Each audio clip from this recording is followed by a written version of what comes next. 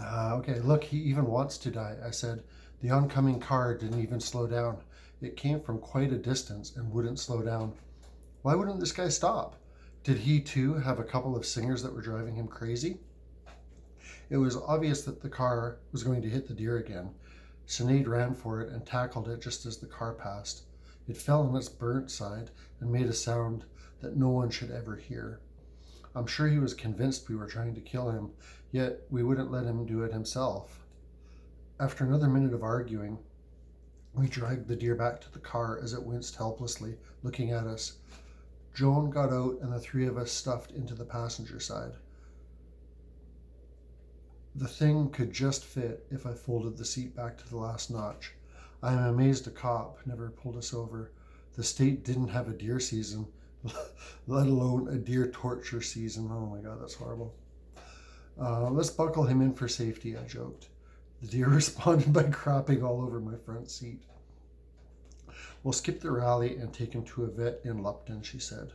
When people passed us now, they smiled again and pointed at the deer and waved at the deer and made funny faces at the deer, but the deer just stared back at them. Sinead didn't say anything, but I could tell. Sinead didn't say anything, but I could tell she felt redeemed by these people. She even once lifted the beast's front hoof and waved back at a carload of children.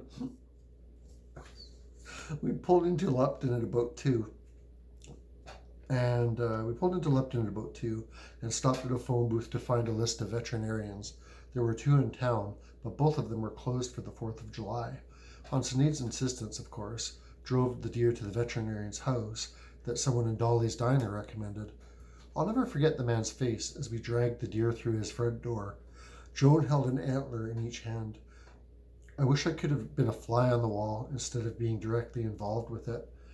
Incidentally, all the flies were on the deer at this point. We dragged him from his living room to his kitchen. The vet asked us to wait back in the living room. He had the deer in his kitchen for about 10 minutes and then shot him. We would have shot him sooner, but it took him 9 minutes to find his rifle. He would have shot him sooner, but it took him 9 minutes to find his rifle. There was no question of right or wrong, just or unjust. He simply lifted his gun to the animal and shot it. He said he had another shell in the chamber for Sinead if she didn't shut up. Oh, Sinead. We still had time to make the rally. I drove slowly, so slowly that I was even able to dodge a bee. Sinead stepped from my car and onto the stage to thunderous applause.